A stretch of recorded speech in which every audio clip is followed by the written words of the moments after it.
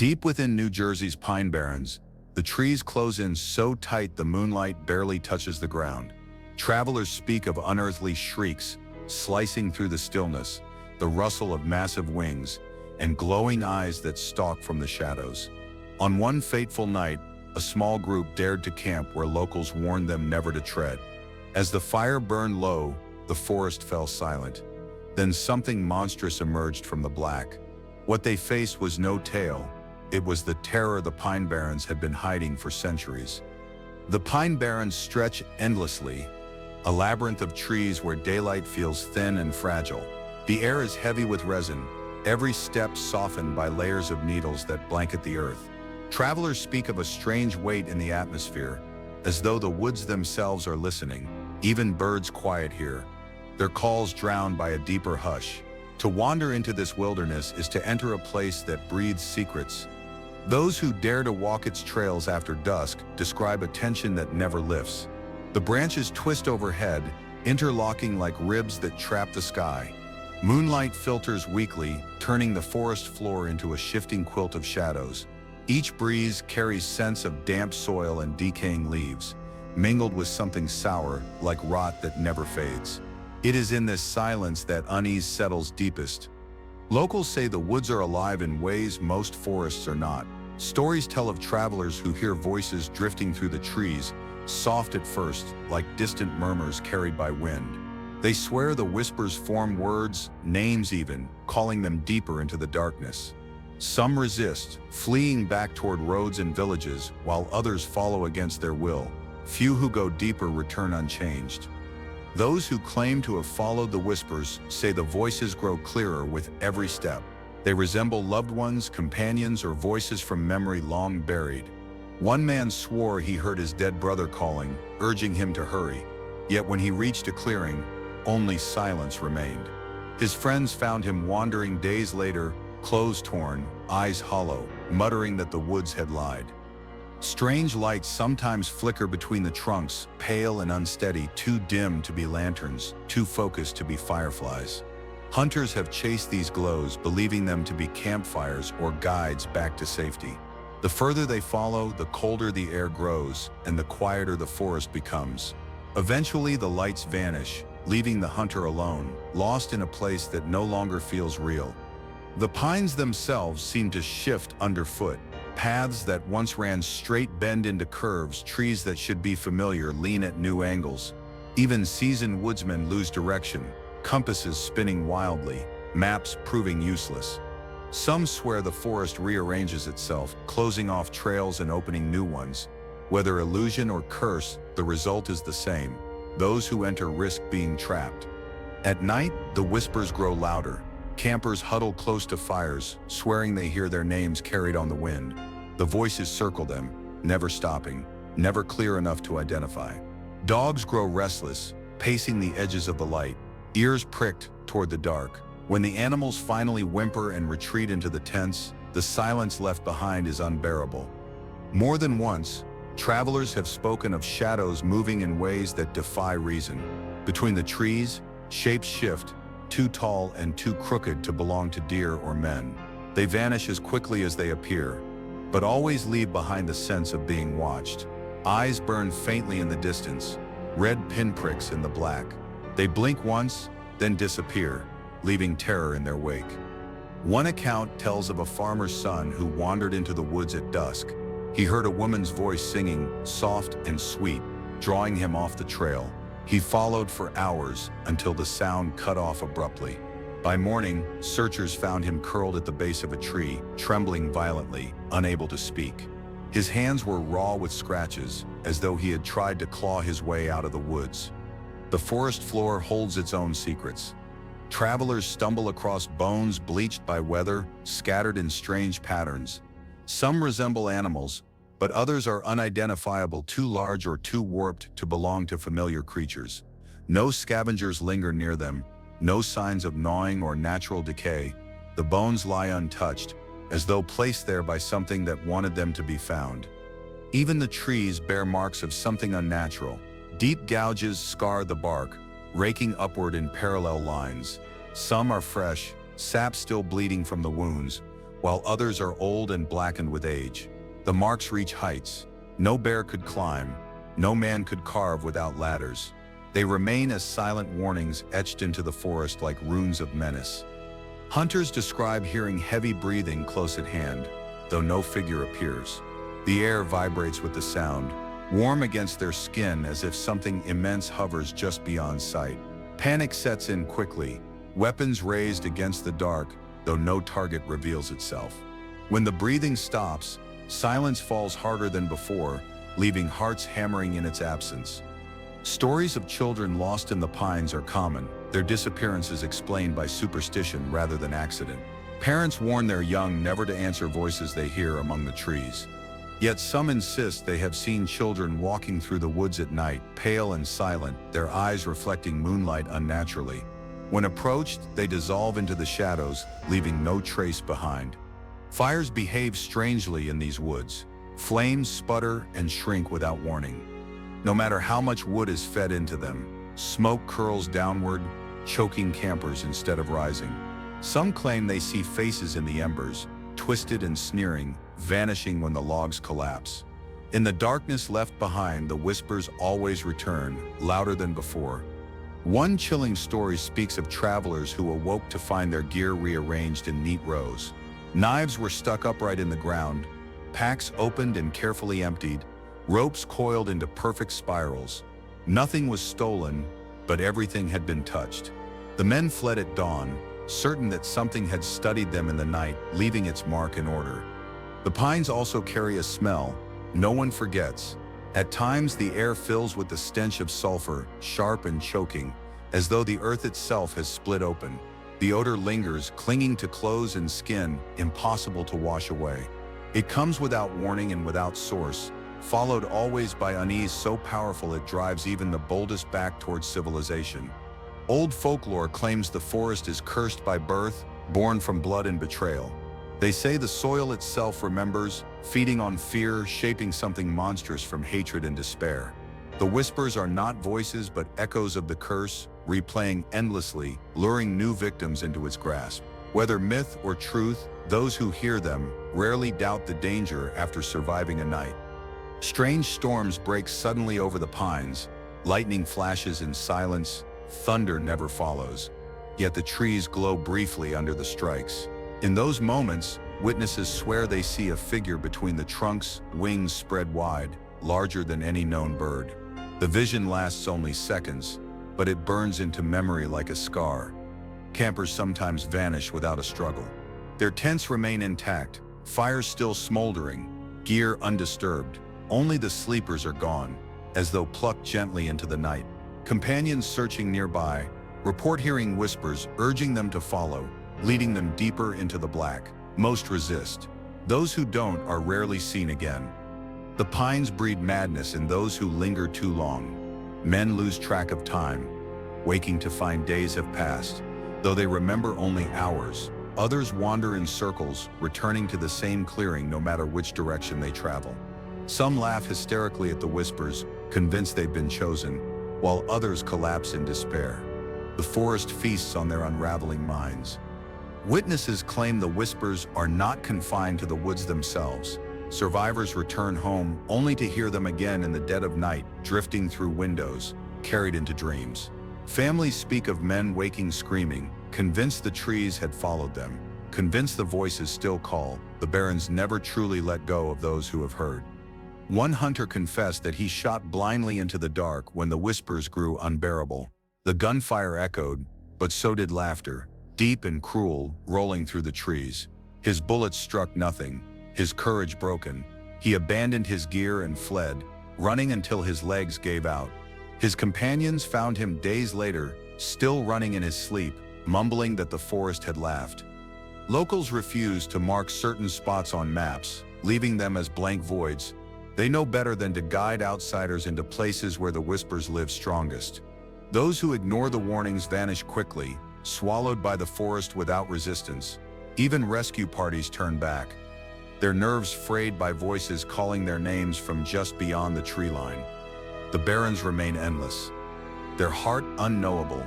Travelers may enter seeking adventure, But the longer they stay, the more they realize the forest does not want them. The whispers become companions, then tormentors, until men cannot tell the difference. And when the pines finally decide they have taken enough, silence falls, thicker, darker, and final. The Pine Barrens endure as they always have, sprawling, secretive, and alive with things no man fully understands. Legends cling to their branches like moss, and fear lingers among the needles. Whether it is curse, creature, or something far worse, one truth remains. Those who hear the whispers rarely walk away untouched. The forest keeps what it desires, and the rest live haunted by what they heard. The Pine Barrens are dense with growth, a maze of branches and brambles that swallow light. Even in daylight, the thickets appear darker than they should, as if shadows have taken root. Travelers passing through often speak of a sensation of being observed, a prickling at the back of the neck that grows stronger with every step. The feeling never fades, only deepens. Among the twisted branches, something waits. Hunters describe the moment they first notice it, two faint sparks glowing deep in the brush. At first, they believe them to be reflections, tricks of firelight, or the gleam of animal eyes. But the longer they watch, the more unnatural the glow becomes, too steady, too focused, too alive. The glow is not like the amber shine of a fox or the pale glimmer of a raccoon. These eyes burn with a red so deep it seems to pierce the air itself. Witnesses claim they see the glow even when they shut their own eyes, burned into their vision like the afterimage of lightning. Fear grows not from what they see, but from what refuses to step forward. The worst part is the stillness. No animal remains that quiet. No predator holds its ground for so long without moving. Yet the eyes linger, locked onto their prey, never blinking, never shifting. The forest itself falls silent around them, as though every creature has retreated from that patch of darkness. Campers feel pinned in place, trapped by a gaze they cannot shake. One hunter recounted raising his rifle, only to find his hands trembling too violently to aim. He swore the eyes grew brighter the moment he sighted them, as though mocking his courage. The gun never fired. He dropped it and fled, chased not by footsteps, but by the weight of that burning stare. His rifle was later found bent, the barrel twisted unnaturally. Others have tried to approach, believing the glow belonged to deer or predators cornered in the brush. They push through the thicket only to find nothing but tangled branches. The eyes vanish as soon as they near, leaving behind no tracks, no disturbance in the soil. Yet when they turn back to camp, the glow has reappeared, waiting, patient, unchanged. Some survivors speak of the eyes shifting in height. One moment, they hover close to the ground, barely above the undergrowth. The next, they rise higher, as if something massive has stood upright. The transition is seamless, too fluid to belong to natural movement. It is then that most turn back, unwilling to discover what casts such a gaze. The glow is not always confined to one place. At times, the eyes appear in pairs scattered through the brush, circling camps like wolves. They vanish and reappear without sound, their positions shifting faster than any creature could run. Campers swear they feel surrounded, every angle watched. The realization that escape is impossible arrives long before dawn. There are tales of men who followed the eyes deeper into the pines. Companions recall them walking as if hypnotized, stepping through thorns without flinching, drawn to the glow like moths to flame. When they are dragged back, their eyes are vacant, voices hollow. Some never wake from their trance, their bodies alive but their minds lost in the thicket forever. The red glow reflects strangely in fog. Witnesses describe beams of light stretching outward like veins, illuminating nothing but the mist. The eyes seem larger in those moments, expanding until they dominate the night. The glow pulses, dimming and brightening like a heartbeat. Campers swear they can feel it inside their own chests, sinking with their fear. Animals react violently to the presence. Dogs bark and snarl, their fur bristling, but they refuse to advance closer. Horses panic, rearing until their riders are thrown, eyes rolling white in terror. Even the wild creatures of the pines, deer, owls, coyotes, fall silent, retreating into the distance. The forest abandons the men, leaving them alone with the thing in the thicket. Legends say the eyes belong to a creature cursed before birth, A monster bound to the barrens by blood and betrayal, its gaze is said to burn hotter than fire, capable of searing the soul of those who meet it too long. Survivors speak of nightmares that follow them home, dreams of burning forests and shrieks that never end. The curse never releases them. Some believe the glow is a warning rather than a threat. Locals tell of families who ignored the eyes, camping despite their presence. By dawn, the camps lay destroyed, supplies scattered, tents torn asunder. Others who fled at first sight lived to tell the tale. Whether guardian or predator, the eyes dictate survival, and only those who listen walk away. One particularly chilling account describes eyes that wept. A group of hunters claim they saw streaks of glowing liquid running down the creature's face, dripping into the soil with a hiss like hot iron in water. Where the drops landed, the earth smoked and the air filled with the stench of sulfur. They fled before they could see more. The glow is not confined to night. Some travelers claim to have seen the eyes even under the midday sun, faint but undeniable, peering through the tangle of branches. The sight of such impossible brightness in daylight chills them more than any shadow. They know then that the thing does not need darkness. It chooses it. Camps built near the thickets rarely last the night. Fires sputter, shadows stretch unnaturally long, and the eyes appear just beyond the edge of light. They do not charge, do not retreat. They wait. The waiting is worse than attack, for men unravel quickly under constant surveillance. By morning, those who remain are exhausted, broken shells of themselves. The eyes are said to move silently, yet sometimes they are accompanied by sound. A low growl rumbles through the trees, too deep to belong to any earthly beast. To branches crack under unseen weight, the air shifts with the sense of vast wings folding and unfolding. Yet the glow remains steady, twin flames fixed on their prey. Strange marks often appear near the thickets where the eyes linger. Trees scarred with claw marks, soil churned as though something massive knelt there, stones overturned as if by impossible strength. These signs fade quickly, as though the forest erases them, but they remain long enough to confirm the presence of something physical. The whispers alone are not imagination. Those who linger too long sometimes lose their sense of self. Survivors tell of feeling their thoughts unravel, replaced with impulses they do not understand. They are urged to step forward, to surrender. When they resist, the glow flares brighter, a pulse of anger that sears through their skulls. Some collapse entirely, unconscious for hours after.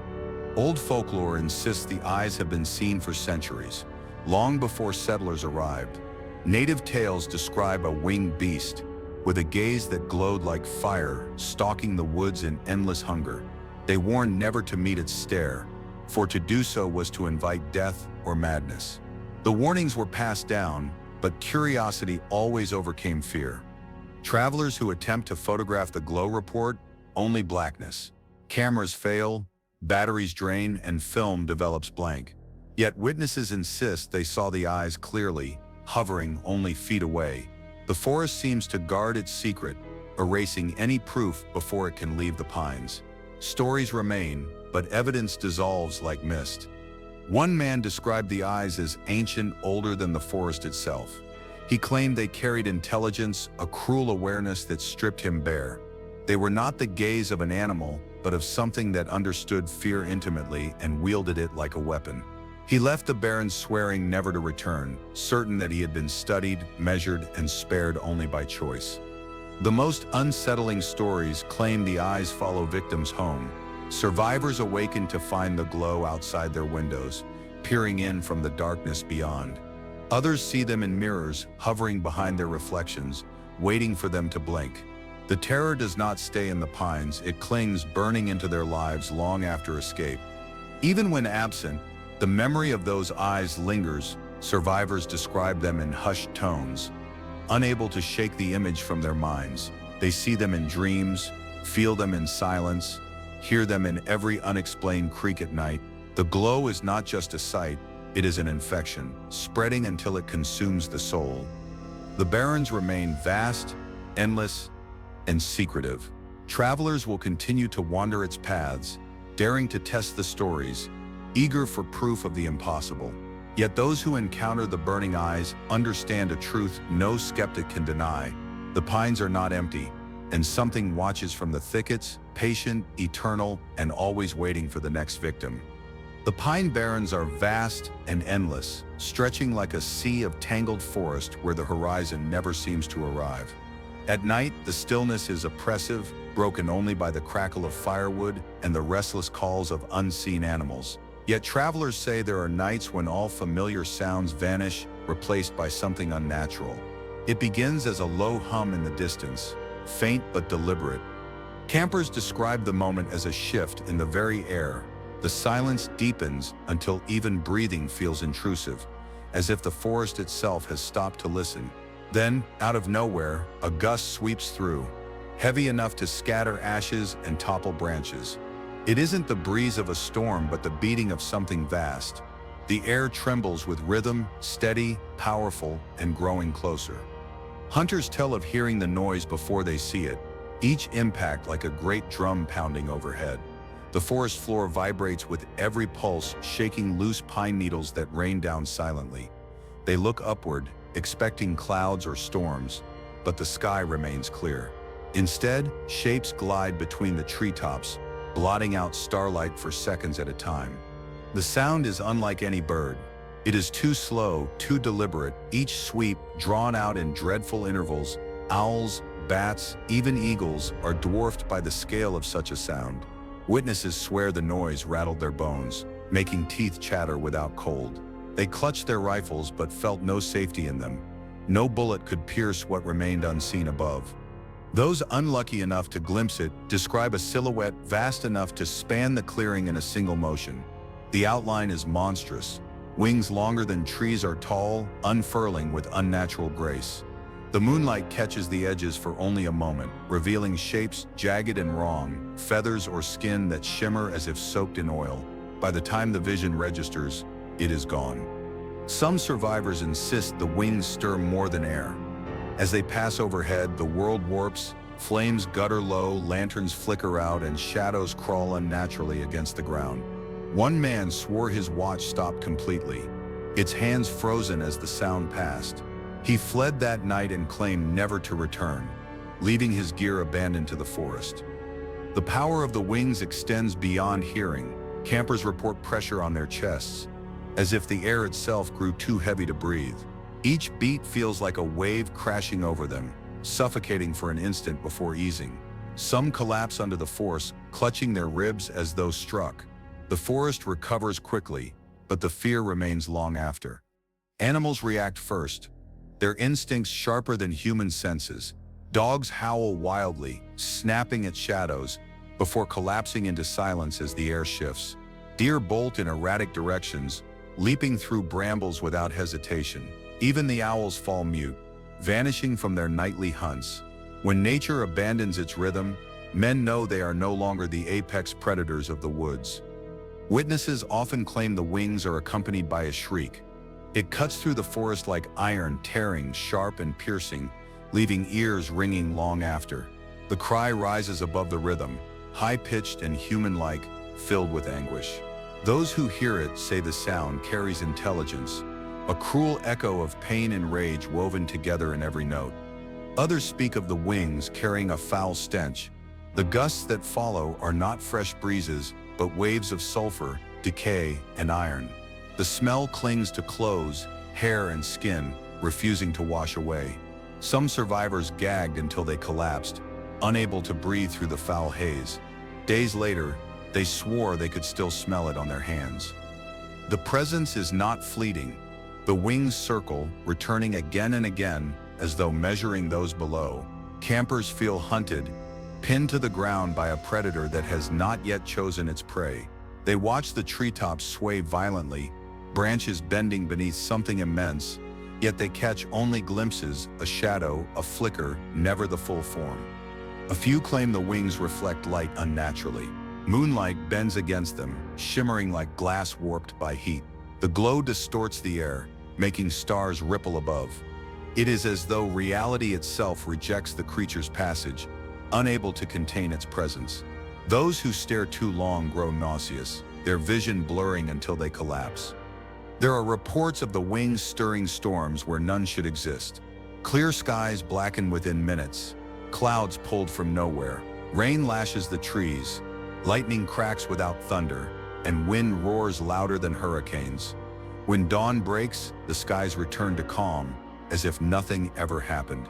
But the wreckage remains, camps destroyed, trees toppled, lives scattered. Some say the wings carry faces within them. Hunters describe looking up and seeing pale visages, stretched and screaming, woven into the skin of the creature. The faces vanish with each beat, replaced by new ones, like souls trapped and carried aloft.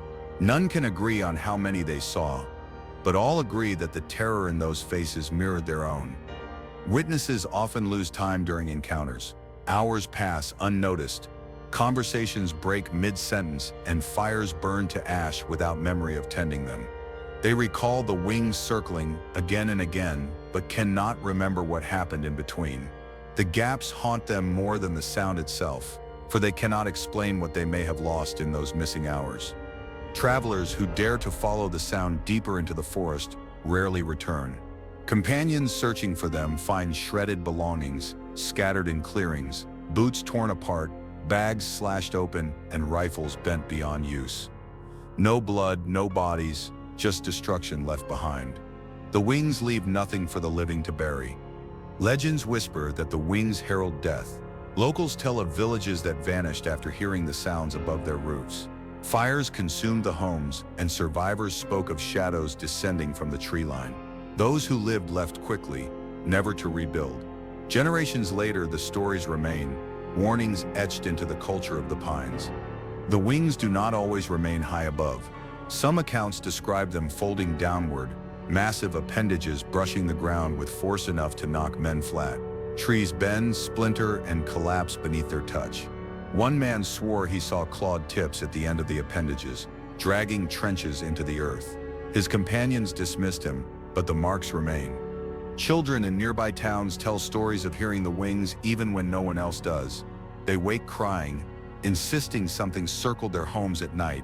Parents reassure them, but often the family dog disappears soon after, leaving only broken chains or claw marks near the door. The wings choose victims as they please, regardless of walls or roofs. Folklore says the sound of the wings was first heard centuries ago, before settlers arrived. Native tales speak of a beast born of storm and shadow, a creature whose wings carried the voices of the dead. They warned never to sleep beneath the pines, for the air could turn hostile without warning. The warnings were passed down, ignored, and rediscovered by each generation. Witnesses often collapse after encounters, their strength drained. Some awaken days later with fevers, skin pale, and eyes bloodshot. They claim the rhythm of the wings still beats inside their skulls, echoing endlessly. Doctors diagnose exhaustion, but the survivors insist it is something more, something still tethered to them, carried in their blood. On rare occasions, groups have seen the wings blot out the moon completely. Entire camps fell into darkness. Firelight extinguished in seconds, panic erupted, men screaming in chaos, unable to see each other. When the light returned, half the group was gone, their belongings scattered but their bodies never found. The wings took them without sound. The wings never linger in one place. Once the encounter ends, the forest returns to its silence, as if nothing had happened. Branches sway normally, owls call again, and the night resumes its rhythm. Yet those who live through it cannot shake the feeling of absence, as though something vast has only paused, waiting to return when least expected. Every story ends the same, with fear. Survivors speak not of the shape or the face, but of the sound, the endless pounding sound that splits the night apart. It is a noise no man forgets, a reminder that the Pine Barrens are not empty. Something colossal moves above the treetops, unseen, waiting, and when it comes, the night belongs to it alone. It begins without warning. Rising from the depths of the forest like a wound torn open in the night, the sound cuts through the stillness, sharp and raw, carrying an anguish that feels almost human. Campers freeze mid-breath, hands trembling over their lanterns, unsure whether to call it a cry or a roar. The silence that follows makes the sound worse, for everyone waits to hear if it will come again. The noise doesn't echo like any normal call. It folds into itself, stretching across the trees in a way that disorients the listener. Some swear the sound circles them, moving from one side of the clearing to the other in the space of a heartbeat. It is as though the forest itself has learned to speak, and what it has to say is pain. Survivors describe the scream as layered, several voices at once, merging into one shriek. Beneath the high pitch lies a growl, deep and guttural, so low it rattles bones. Above it rides a wail that seems too long, too drawn out, like lungs that never run out of air. No natural throat could sustain such a sound, yet the night rings with it. The scream carries weight beyond hearing. Men report their vision blurring as it rises, their ears buzzing as though pressure built inside their skulls. Lantern flames flicker violently, some snuffing out entirely, unable to withstand the vibration. Those who tried to cover their ears say it was useless. The sound lived inside their heads, bypassing flesh and bone altogether. Animals respond before people do. Dogs whimper and retreat, tails tucked, unwilling to face the dark. Horses scream in panic, bolting into the trees, dragging reins and breaking ropes. Even the owls fall silent, abandoning their hunting cries. When nature bows to the sound, men are left with the sickening knowledge that they are not the rulers of this place.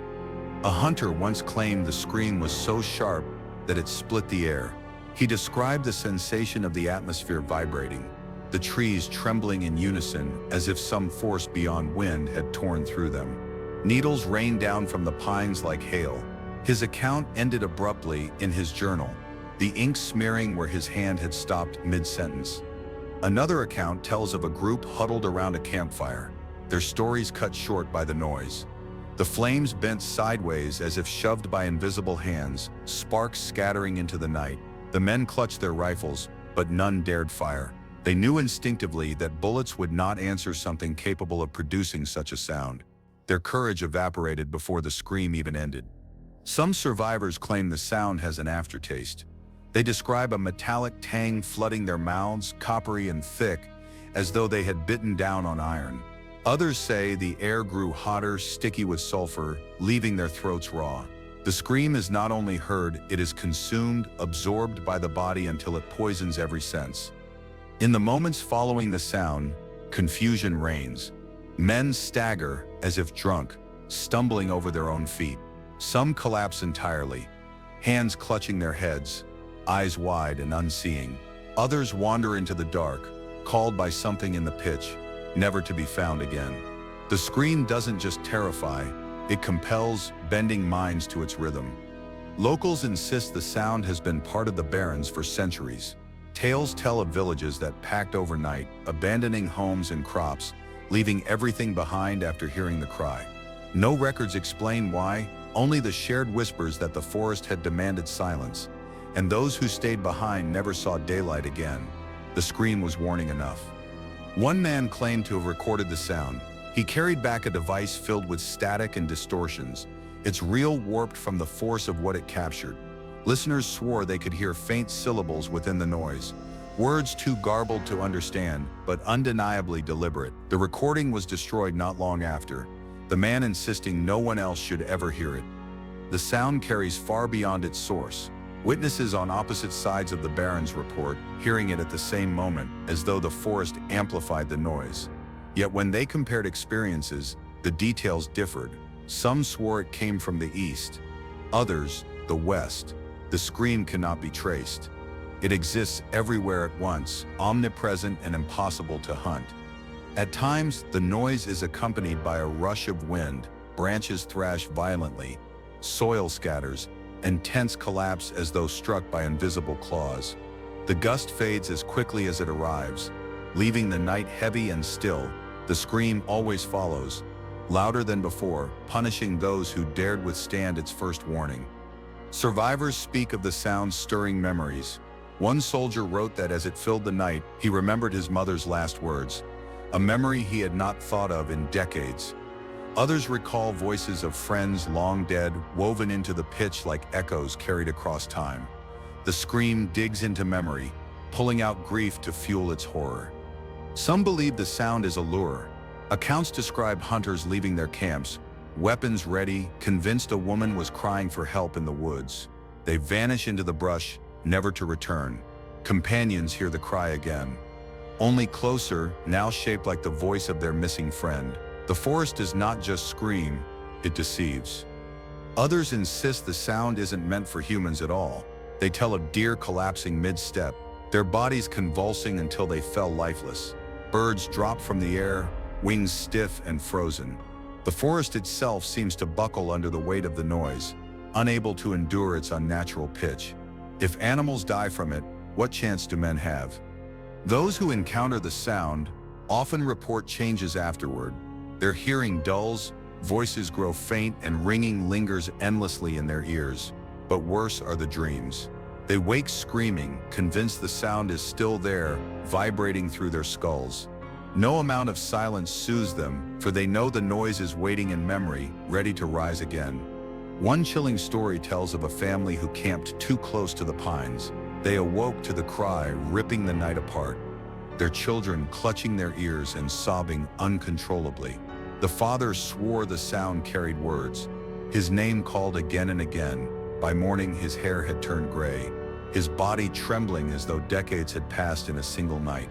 Travelers speak of seeing the air distort around them during the noise. Lanterns bend, their glass warping as if melting, shadows stretching unnaturally long across the ground. In those moments, the scream is not just sound but force, reshaping the world with its fury. The forest ceases to feel natural, replaced with something alien and hostile. Locals warn that the sound follows those who hear it. Survivors claim to hear faint echoes long after leaving the pines, whispers in the wind that rise suddenly into the same terrible pitch. Some swear it entered their homes, rattling windows and shaking doors, though no storm approached. Once heard, the noise never truly leaves. It becomes a curse carried inside. Legends say the cry is the herald of something greater. The creature itself rarely reveals more than glimpses, eyes glowing, wings shifting, but its voice defines it. When the scream fills the pines, it announces its dominion, reminding all who trespass that they are prey. Some hunters call it the sound of the forest soul, driven mad by centuries of blood. The few who survive direct encounters often break under the memory. They cannot describe it fully, cannot find words strong enough to capture the weight of the sound. Their accounts are filled with fragments: fire, blood, silence, and then the shriek. Some weep as they speak. Others fall silent, too haunted to continue. Words collapse before the scream itself. When the noise fades, silence feels wrong. The absence hums, thick and unnatural, leaving survivors wishing for the scream to return just so they know they are not waiting. The stillness becomes unbearable, heavy with the knowledge that it will come again. No one escapes the second time. No one escapes forever. The Pine Barrens endure. Endless and untouched, travelers continue to enter, skeptical of the stories, sure of their strength. Yet all it takes is one night, one burst of sound to strip away their confidence. The forest does not need claws or teeth to kill. It has a voice. And when it chooses to use it, no man can explain what he has heard. The Pine Barrens sprawl endlessly, but the edges where forest meets field carry their own kind of danger. Travelers feel it before they see it. The uncanny sensation that stepping too close to the tree line places them under watch. The boundary feels alive, a border between the world of man and something older, hungry, and patient. Hunters claim that when they skirt the barren's edge, the forest responds. Branches sway, though no wind moves. Shadows lengthen across the ground unnaturally. The undergrowth stirs as though stirred by unseen feet, yet no animal breaks through. Instead, they hear the soft crunch of leaves just inside the tree line, keeping pace with every step they take. Some describe being stalked for hours, the sound of pursuit never far behind. When they quicken their pace, the rhythm matches. When they pause, so does the unseen presence. What unnerves them most is the silence in between, the complete absence of insects, birds, or the ordinary noise of the wild. It is as if the forest itself has been swallowed whole. The feeling is strongest at twilight, when light thins and vision falters. The trees glow faintly red under the sinking sun, like torches marking a gate to the unknown.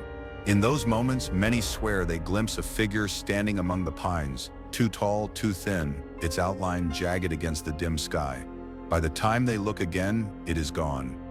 Campers who dared set up near the border speak of a night filled with dread. Fires die down without explanation. Wood damp though it was dry moments before. Tents quiver in the stillness as though something brushed against them. The snapping of twigs inches from their shelters keeps them awake, wide-eyed, waiting for the flap to peel open. One hunter wrote of the sensation of breath on his neck. He had crouched by a stream, refilling his flask, when the forest behind him exhaled. The warmth rolled over him, hot and foul though nothing stirred the air. He fled before turning, certain that if he looked back he would see eyes glowing just beyond reach. Others speak of footprints appearing overnight. Campsites that were clean before dusk are marked by clawed impressions in the morning, pressed deep into the soil. The tracks always stop abruptly, as if the creature simply vanished into thin air. Following them into the forest only leads to circles, pulling the hunter deeper until he loses his way entirely. Some claim the presence enjoys the hunt. They describe laughter carried on the wind, faint and mocking, that fades as they turn their heads. It is not the laugh of any man but a shrill, distorted sound that echoes from tree to tree. Those who hear it admit their courage crumbles. Weapons feel small and the open fields no longer feel safe. Survivors say the stalking is not random. The thing chooses its targets carefully, moving past some camps without incident while tormenting others for nights on end. Families have fled their wagons half-packed, children screaming, certain that if they lingered, the forest would reach out and swallow them whole. To this day, their belongings remain scattered along the old roads. Animals sense it first, refusing to graze or sleep near the tree line. Horses strain against their reins, eyes wild until they collapse from exhaustion. Dogs growl low, then retreat under wagons, refusing to come out. Even the smallest creatures, mice, foxes, owls, vanish from sight, leaving a dead silence behind. That silence is always the true warning. The pursuit grows bolder with time. Travelers report seeing shadows dart between trees, faster than any human could move. The figures are glimpsed only in fragments, a clawed hand against bark, a wing brushing through branches, a face twisted into something animal. The images are brief but burn into memory with searing permanence. One journal recounts a chase that lasted all night. A man and his son fled along the edge, convinced they could outrun the presence. No matter how far they ran, the sound of pursuit remained at their heels. When dawn came, the father collapsed in relief, only to find his son gone. His tracks ended at the tree line and nothing else remained. There are whispers of the presence using the border as a trap. The further along one walks, the more the landscape warps. Paths loop endlessly, landmarks vanish, and the edge no longer leads to open land but back into the pines themselves. Survivors describe hours turning into days until hunger sets in and they realize they've never left the forest at all. Some believe the creature hunts more than bodies. It hunts fear. Witnesses recall the sensation of their thoughts unraveling as the presence closed in. Panic rises faster than reason, and men abandon supplies, weapons, even their companions, desperate to flee. When clarity returns, it is always too late. The Barrens have already claimed another victim. The air itself feels corrupted when the stalking begins. A foul stench rolls outward, sulfur and decay mixed with the copper tang of blood. Travelers gag, their eyes watering, but cannot escape it. The smell clings to their clothes for days afterward, even after fire and rain. It is a mark, a reminder that the hunt has begun. Campfires do not deter the pursuit. In fact, some say flames draw the presence closer. Shadows stretch unnaturally long, bending toward the light until it seems the forest itself leans inward. One group watched in horror as the fire itself bent outward, pulled into the trees by unseen force, extinguished in an instant. Their screams filled the night before silence reclaimed them. The pursuit is not always confined to night. Farmers at the edge of towns bordering the pines claim to have seen figures in daylight, brief, dark shapes ducking between tree lines. Their livestock vanishes without a sound, fences torn open but never broken. As if something passed through effortlessly, the tracks always stop where the forest begins. Some say the presence mimics. Families have reported hearing loved ones calling from the woods, children crying, wives begging for help, only to discover everyone accounted for. The voices grow louder, more desperate, until men are compelled to step inside the tree line. Those who follow never return, their last words drowned by the next mocking laugh. Hunters admit the pursuit changes the land itself. Moonlight bends strangely along the edge, casting double shadows. Stars seem to vanish entirely when viewed through the treetops, leaving only darkness. Compasses spin, refusing to settle on north. It is as if the barrens warp space itself to confuse those who walk too close. One chilling tale speaks of a wagon caravan pursued for 3 nights straight. Each dawn, fewer wagons emerged from the road than entered the night. By the final morning, only one family stumbled into town, their faces pale, their belongings shredded as though torn apart by claws. They refused to speak of what followed them, but their silence was louder than screams. The edge is not a boundary to safety. Survivors say it is an illusion, a fragile line that gives men false confidence. The forest does not stop at the tree line. It extends into their minds, their senses, their very breath. Once chosen, no distance matters. The pursuit continues until it decides to end. What frightens most is the patience. The presence does not rush, does not strike quickly. It waits, circling, tightening its grip, until exhaustion breaks its prey. Survivors claim that by the time they collapsed, they wanted the end. Death was preferable to another hour of feeling those eyes pressing from the trees. Some insist the stalking ends only when an offering is made. They speak of travelers abandoning companions to the forest, sacrificing the weakest to buy time. Whether true or not, the barrens do not judge. It consumes what it is given, and the pursuit ends. The survivors live on, hollow, their silence condemning them more than words ever could. Even now, stories linger in whispers along the towns that border the pines. Farmers refuse to work fields too close. Hunters avoid trails that skirt the woods. They know that once the pursuit begins, escape is an illusion. The barrens choose who will be hunted, and when the chase begins, no man can outrun what waits just beyond the trees. Stories of the pines have always been more than simple tales. They carry with them an inheritance of dread. Locals whisper of a being not shaped by nature but by the venom of hatred, betrayal, and superstition. It is said to have been birthed not from womb or wild but from words spoken in anger, a curse uttered in a moment of spite. Fear was its cradle and darkness its guardian. Legends trace its origins to a family line marked by tragedy. A mother condemned by her community, branded as unholy, cast her anguish into the night. Her cry to the heavens was not prayer but damnation, and the forest answered. From that moment, they say, the land bore a mark, an entity stitched from grief and vengeance, bound to the trees forever. Witnesses who have seen glimpses of the figure cannot agree on its shape. Some describe it as winged, massive enough to blot out the stars. Others swear it slouches on all fours, its back ridged like the spines of beasts long extinct. The only detail that never changes is the sense of malice radiating from it, a hatred older than the witnesses themselves.